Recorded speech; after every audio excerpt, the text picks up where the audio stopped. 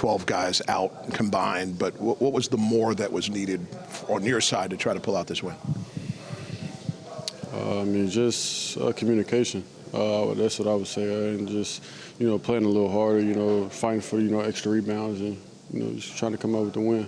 Walk us through when the reads and lobs were working so well early, and then what they did differently to try to take some of that away. I don't really much think it was much what they was doing differently.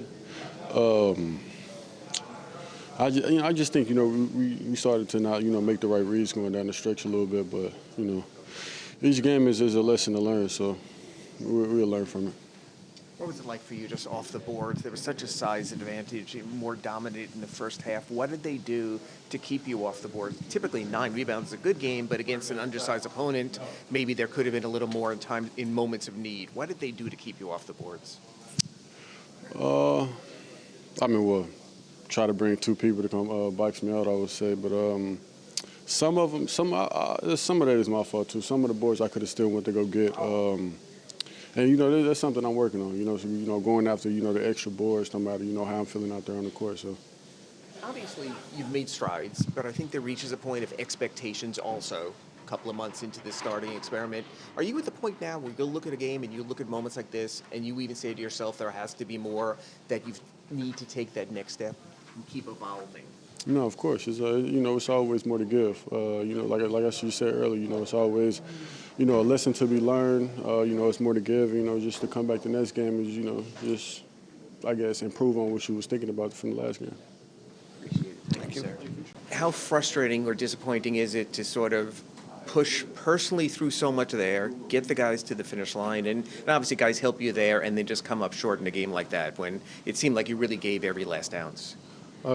Yeah, it's part of the game, It's a weird part of the season right now. Obviously, we just made a trade. Some guys, that we lean on are, dealing with illness. And you really can't control that. I think, our disposition and the way we came out could have been better. Just our energy and effort. I thought we could have gave a little bit more on both sides of the ball, especially defensively. Yeah, I feel like that's kind of been the case in the last week or so, that we fell short. Chicago, Brooklyn, OKC, and then tonight. So all games that we had put ourselves in a position to win. And then there's small pockets throughout the game where we're not, giving our effort, lack of attention to detail, lacks. And, you see we're in the games and then we lose by 3 or 4, whatever it may be. But we're there, and we just got to figure out how we can sustain a 48-minute game so that we can win these games. What do you think that step is to sustain? What's the next step to turn this thing around? I think, I don't have the answer. I don't know. Otherwise, we would do it. Right. I think, but continuing to stick with, our habits. We're a young team. We're relying on a lot of young guys to come in and contribute, and we're really relying on them to produce. So I think, and I know too, as a young guy, and even still to this point, it's not the easiest to come in every single night and give consistent effort, consistent energy, and being consistent on both sides of the ball and reliable as a young guy. It's not easy in this league. So it's just part of it, and we'll continue to grow, keep growing. As you finish your very busy and well-deserved weekend, and you get back with the guys in Miami, how critical is it to have kind of that full docket together with the new guys in the gym before hitting the road again, starting the trip again in Toronto? Yeah, it's going to be very important. I think obviously everyone needs time away, enjoy their breaks, take care of their bodies. But I think we need to get healthy, which for the most part we've been this year for the guys that's been available. But, just getting everyone, after making that trade, just getting everyone together, spending time with each other. Yeah, we'll be all right. Spo was heartfelt in his promise about the things that you all can and will fix going into that stretch run, but it's quick. It is just 30 games. And is that a tip toward you all's desire and disposition, having the right mindset and desire to try to get this into a more consistent space? Yeah, this is important. This needs to matter to everybody in this locker room. Every single day, every single night, every single film, shoot around, walk through, everything matters. And I think, that's something that we also have to continue to improve at. The games aren't the only thing that matter. Everything matters, walkthroughs, like I said. And then, just taking care of each other, helping each other, spending time with each other. And we just need to get on the same page going into these last 30 games. Appreciate it. Thank you. Good luck.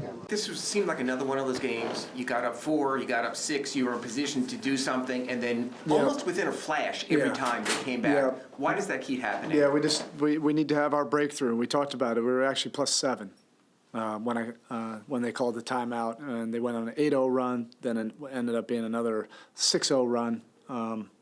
I believe it was 14 and 15 straight.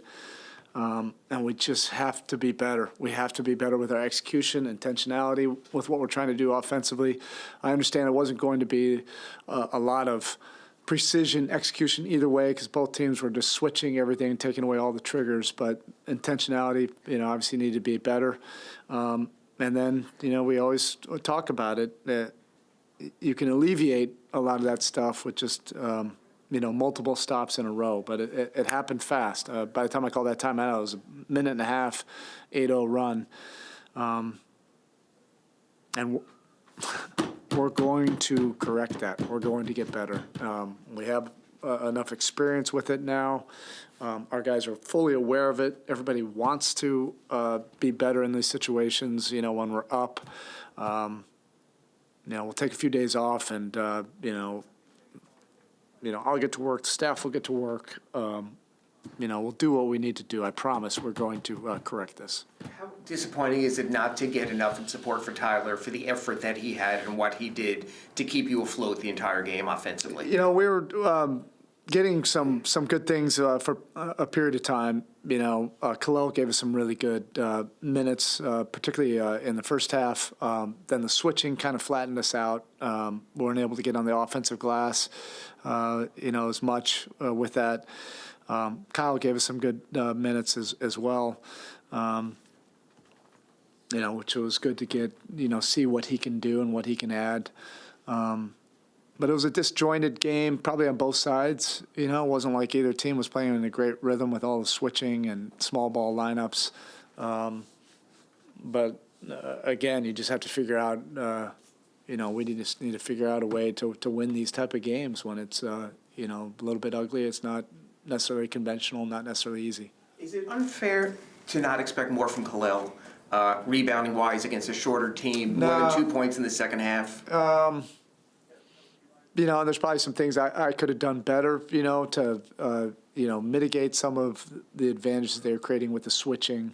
It happens.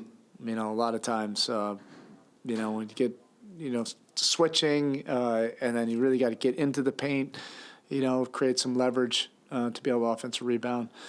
But, you always say, like, who can blink who, first. I think we were getting them to blink in the first half. With his minutes, they're getting us to blink in the second half. Did Kyle show you that plug-and-play ability that you spoke to us about, that basically any kind of situation he can go and buy you time and give you an advantage?